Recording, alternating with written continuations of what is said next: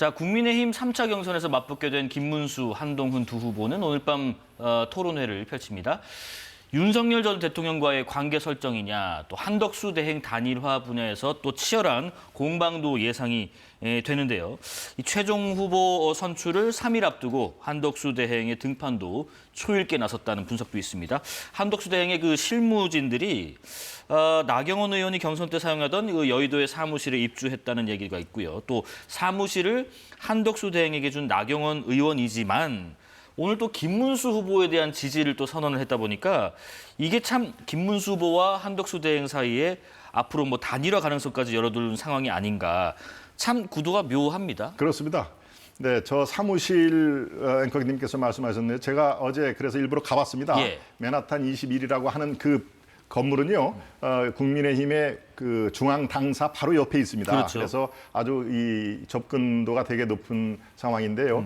뭐 중단에 포기를 했습니다만은 오세훈 시장이 일주일 정도 썼고 그 뒤에 나경원 후보가 한 5일 정도 썼다고 그럽니다. 예. 그것을 이제 그대로 이 한덕수 대행 캠프로 돼 있는데요. 그게 왜 그대로 물려 쓰느냐면 이미 인프라가 돼 있습니다. 예, 컴퓨터라든가 또 회의실 이런 것들이 다 갖추어 돼 있기 때문에 다른 사무실보다 거기를 우선적으로 택했다라는 얘기입니다. 그러니까 특별하게 어떤 오세훈 나경으로 이어져서 이제 한덕수 어떤 그러면 무게를 실어주는 거 아니냐 그런 혹자들의 그런 해석이 나오는데 사무실 문제는 그렇지 않다라고 얘기를 하고요. 네. 또 전에 오늘 오전에 9시 반에 홍준표 후보를 지지를 했던 현역 의원과 당협위원장 수십 명이 또 기자회견을 했습니다. 그렇습니다. 김문수 지지를 얘기를 했는데요. 또 이제 민주당에서는 야 저렇게 본인이 지지했던 후보가 탈락이 됐는데도 서너 시간 만에 저렇게 또 우르르 몰려가느냐라고 또 지적을 합니다. 뭐 그 지적에 일견 뭐 일리도 있습니다만은 사실은 예견된 상황입니다. 이른바 당협위원장 또 뭡니까 현역 의원들 저도 지금 청주흥적 당협위원장입니다만 이미 각 후보가 8명으로 돼 있을 때는 각자의 이념이라든가 정치적 소신에 따라서 후보를 마음껏 지원을 하자. 그런데 그게 물줄기가 모아서 바다로 한 분이 결정이 되면은 모두 완팀이다라는 것이 사전에 한 달 전부터 얘기가 돼 있기 때문에 네. 그렇게 몇 시간마다 우르르 몰려간 것에 볼상사납다라고 하는 지적은 사실은 맞지 않습니다. 네. 이미 한 달 전부터 충분히 그렇게 하자라고 사전에 이 내락이 돼 있기 때문에요. 네네. 그것은 그런 식으로 이해를 해 주시면 좋겠다는 말씀도 부차적으로 드립니다. 민주당은 뭐 이합집산으로 지적을 하고 계신가요?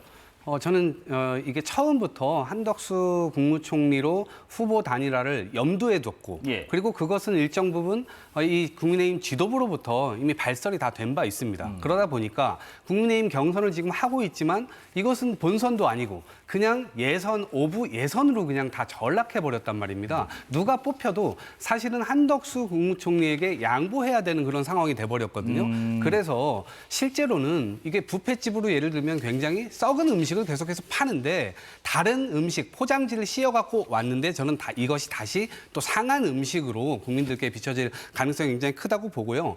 한동훈 대표의 입장에서 한동훈 전 대표 지금 후보의 입장에서 보면 예. 이 싸움은 처음부터 3대1의 싸움입니다. 지금 김문수 후보와 결선에 올라갔지만 이것은 예선에 불과하고요.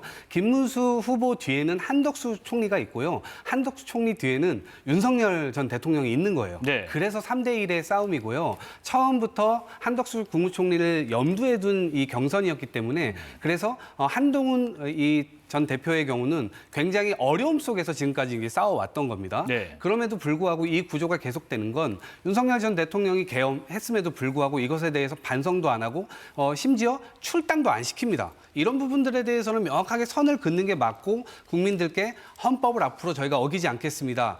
반드시 헌법 안에서 정치를 해나가겠습니다. 이런 신뢰를 쌓아가야 됨에도 불구하고 그런 것들은 다 아랑곳하지 않고 그냥 어지럽혀진 방 위에 이불 덮어놓고 청소했어요. 깨끗하게 했습니다. 이렇게 얘기하는 똑같거든요. 네. 그 방은 완전히 지금 썩어 들어가고 있는 상황이기 때문에 저는 국민의힘이 지금이라도 이 제자리로 좀 돌아와서 헌법을 지키겠다. 그런 선언 이런 것들을 해야 된다 봅니다. 예, 짧게 한 가지만 여쭤볼게요. 네. 지금 그래도 당 대변인이시니까 네. 말씀하신 것처럼 한덕수 후보에게 자연스럽게 어떤 후보가 한 명이 국민에서 나오면은 양보하게 되는 수순입니까? 그렇지 않습니다. 그는 뭐 당내 사정을 전혀 모르고 지금 민주당 쪽에서 얘기를 하고 있는. 있는데요. 예. 지금 거기에 나왔던 후보, 지금 이제 두 명이 내일 토요일 날 결정이 되죠. 이른바 김문수 후보하고 한동훈 후보가 마지막 결승을 당내 경선을 하고 있습니다마는 한덕수 후보는 당내에 들어와서 경합을 하라라고 하는 주문도 있었습니다마는 물리적으로 그거는 불가능했죠. 네네. 그러니까 이미 무소속으로 가서 대기를 하고 있는 상황입니다. 그래서 3일 날 그 김문수, 한동훈 두 분 중에서 한 분이 되면은 그게 이제 단일화 효과를 거두기 위해서 우리가 또 한 번의 결과가 생기는데요. 아마 시청 여러분 잘 아실 겁니다. 이른바 국민 승리 20일이었죠. 네. 정몽준 후보와 노무현 후보가 단일화를 하고 그 당시에 누구도 이 문제를 제기하지 않았던 이회창 대서론을 쓰러뜨렸던 거 아니겠습니까? 바로 그런 전례가 있습니다. 상황이 약간씩은 다릅니다만은 그래서 저희 국민의힘은 정말 절실한 상황입니다. 이게 꼭 우리가 재집권을 하겠다 이런 욕심을 부리는 것이 아닙니다. 이른바 이재명 일극 체제에 민주당이 집권을 하면 대한민국을 어디로 보낼지를 모르는 상황이기 때문에 우리가 그렇게 해서라도 국민적인 관심과